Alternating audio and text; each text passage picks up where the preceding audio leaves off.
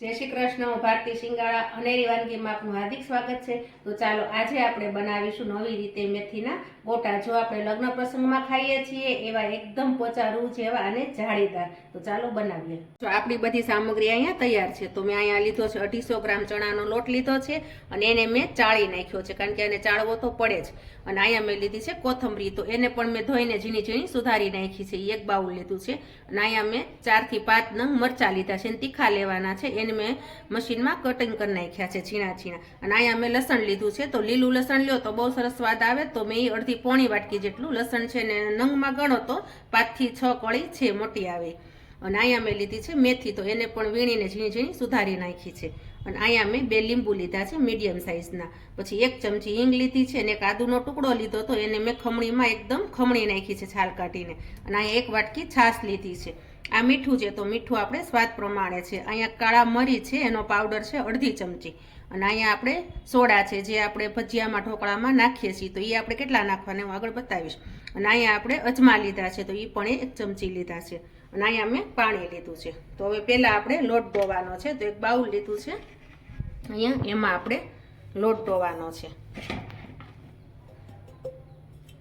તો આપણે થોડું થોડું પાણી આમાં એડ કરતું જવાનું છે ને લોટ ડોવાનો છે। અત્યારે આમાં કોઈ પણ જાતના મસાલા નથી નાખવાના, પહેલાં આને લોટને એકદમ મસ્ત રીતે ડોઈ નાખવાનો છે। તો હું ચાલો આ રીતે પહેલાં લોટ ડોઈ નાખું। તો જો આપણે આમાં તમારી સામે થોડુંક પાણી નાખ્યું હતું, તો આવો આપણે ઘાટો હોય એવો આપણે લોટ ડોવાનો છે। તો આટલો ઘાટો રાખવાનો છે, બહુ પતલો નથી કરવાનો। તો હવે આપણે એમાં છાશ નાખવાની છે, એટલે પાણી થોડુંક જ નાખવાનું છે।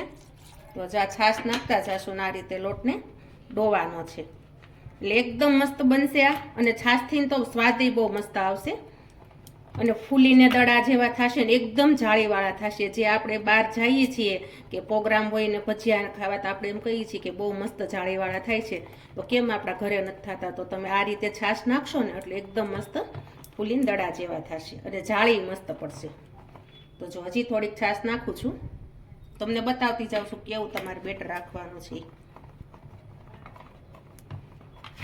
જો આવું રાખવાનું છે અને એક જ આટે આ રીતે લોટને ડોવાનો છે, એટલે એકદમ મસ્ત લીસો થઈ જશે અને કલર પણ ફરી જશે લોટનો। તમે જેમ ડોશો ને એ રીતે તમારે કલર આનો ફરી જશે ને ગોટું તો મેથીનું બહુ મસ્ત થશે। જો આવું આપણે જાડું રાખવાનું છે।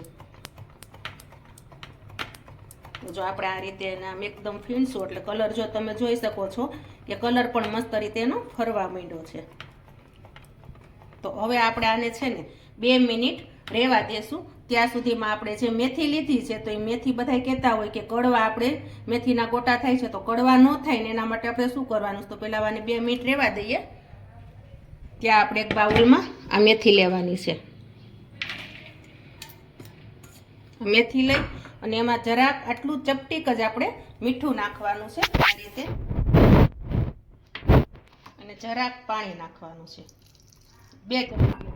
પછી એકદમ આને હાથ વડે આ રીતે ચોળી નાખવાનું છે। જો ઘણા લોકોની ફરિયાદ હોય છે કે અમે મેથીના ગોટા બનાવીએ ને તો કડવા બહુ થાય છે, અને ઘણા લોકો એમાં ખાંડ પણ નાખે છે। તો મેથીના ગોટામાં ખાંડ હોય તો એનો સ્વાદ સારો નથી આવતો અને આપણે ગળપણવાળા ગોટા પણ ન સારા લાગે। તો જો આ રીતે તમે મીઠું અને 2 ચમચી પાણી નાખીને એકદમ મસ્ત રીતે ચોળી નાખો ને એટલે એનું જે કડવાશ હોય ને એ બધું કડવાશ નીકળી જાય અને કડવું પાણી પણ બધું નીકળી જશે। જો આ રીતે તો આપણે જો મેથી પણ ચોળાઈ ગઈ છે। તો જો આ રીતે જો તમે જોઈ શકો છો કડવું પાણી કેટલું બધું નીકળી પણ ગયું। તો આ રીતે આપણે આમાં લઈ લેવાની છે। પહેલાં તમે જોઈ ત્યારે આખું બાઉલ ભરીને મેથી હતી અને અત્યારે તમે એમાં મીઠું અને પાણી નાખીને ચોળી નાખી, તો તમને દેખાવમાં પણ હા ઓછી થઈ ગઈ। જો આ રીતે તો આપણે મેથીને આ રીતે ચોળીને લઈ લેવાની છે અને આ બધું કડવું પાણી છે એને તમારે ફેંકી દેવાનું છે। તો આપણે મેથીને પણ મસ્ત રીતે આ રીતે કડવું બધું પાણી એમાંથી કાઢી નાખ્યું છે અને આપણે અહીંયા 2 મિનિટ આ લોટને પણ આપણે સેટ થવા મૂક્યો હતો, તો એ પણ મસ્ત રીતે સેટ થઈ ગયો છે। તો હવે આપણે એમાં મસાલા કરવાના છે। તો જો આપણે હિંગ હતી, હિંગ તો તમે ખાસ કરીને મેથીના ગોટામાં નાખજો, કારણ કે હિંગ હશે ને તો સ્વાદ પણ સારો લાગશે અને પચવામાં પણ સારું। અને આદુ મેથી અને આ બધી વસ્તુઓ એને મરી પણ તમે નાખશો તો તમને પેટમાં વાયુ નહીં કરે અને દુખશે પણ નહીં। પછી અજમા છે. તો અજમાને આપણે હાથમાં લઈ અને આ રીતે એને ચોળી નાખવાના છે, સજજ કચરા થઈ જાય. આ રીતે એને ચોળી નાખો ને એટલે એનો સ્વાદ મસ્ત આવે. આખા નહીં નાખવાના અજમા. હવે આપણે મીઠું છે, તો મીઠું આપણે સ્વાદ પ્રમાણે નાખવાનું છે, જે તમારા ઘરે ખાતા હોય ખારું મોળું એ રીતે. ત્યાર પછી આપણે આ મેથી, પછી લસણ, કોથમરી અને મરચાં. મરચાં પણ તમારા ઘરે જેવું તીખું ખાતા હોય એ પ્રમાણે નાખજો. હવે આપણે આને હાથ વડે બધો મસાલો સેટ કરવાનો છે, કારણ કે આમાં બીટર નહીં ચાલે.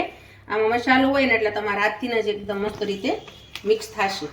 તો આ બધી વસ્તુને હું ચાલો એકદમ મસ્ત રીતે મિક્સ કરી નાખું.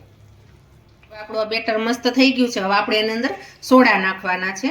તો જો આપણે સોડા લીધા હતા એ સોડા છે. હવે સોડાની ઉપર જ આપણે જે લીંબુ લીધા હતા એ લીંબુ નીચવવાના છે, કારણ કે તમે સોડાની ઉપર લીંબુ નીચવશો ને તો એનો આથો બહુ મસ્ત આવશે. લીંબુ નાખી અને પછી જ એની માથે આપણે તેલ નાખવાનું છે, ને તેલ ગરમ નાખવાનું છે, કારણ કે એકદમ એનો આથો આવશે અને ફૂલી પણ મસ્ત જશે ને જાળી પણ બહુ મસ્ત પડશે એની. જે તમે લગ્ન પ્રસંગમાં મેથીના ગોટા ખાતા હોય એવા જ થશે, પોચા રૂ જેવા. તો જો તમે જોવો છો કે આપણે લીંબુનો રસ નાખ્યા ભેગું તે આથો મસ્ત રીતે આવે છે એનો. હવે આપણે એમાં અહીંયા મેં તેલ પણ જો ગરમ થવા મૂકી દીધું હતું, તો આમાં આપણે 2 ચમચી તેલ પણ એડ કરીશું. ગરમ તેલ જ લેવાનું છે એટલે જાળી બહુ મસ્ત પડે. અને હવે આપણે એના હાથ વડે આ રીતે મિક્સ કરી નાખવાનું છે, અને એક જ આટો આ રીતે રાખવાનો છે, એટલે એનો હાથો તમારે પાછો ન પડી જાય. એટલે આવો ને આવો હાથો રહે અને એકદમ ફૂલે. જો આથો પણ મસ્ત આવ્યો છે ને ફૂલ્યું પણ. આ બેટર છે ને તમારું ફૂલવા માંડે. એક જ આટે આ રીતે આપણે મિક્સ કરવાનું છે. અને મેં તેલ ગરમ થવા મૂકી દીધું છે, તો તમારે એ રીતે જ કરવાનું છે કે તમે આ બધું તૈયાર કરતા હોય ત્યાં ધીમે ધીમે તમે તેલ પણ ગરમ કરવા મૂકી દેજો, કારણ કે આમાં લીંબુ સોડા અને તેલ નાખ્યા પછી તરત જ આપણે મેથીના ગોટા પાડવા પડે, કારણ કે એનો હાથો હોય ને પાછો પડી જાય. તો જો આપણે આ તેલ ગરમ થઈ ગયું છે, તો હવે આપણે એમાં મેથીના ગોટા પણ મસ્ત પાડવાના છે.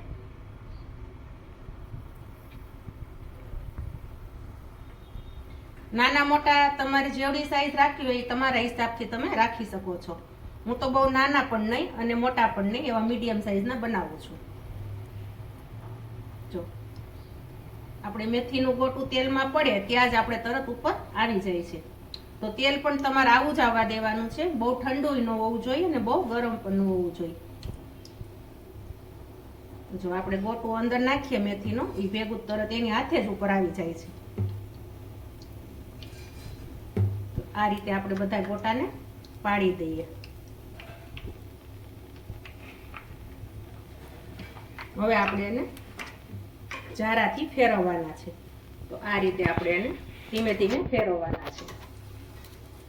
જો આપણે આમાં મેથીના ગોટા પાડ્યા ને ત્યારે મીડિયમ સાઈઝ હતી, તો જો હજી તળાણા છે અડધા ત્યાં તો એની સાઈઝ પણ મોટી થઈ ગઈ છે અને ફૂલી પણ મસ્ત ગયા છે.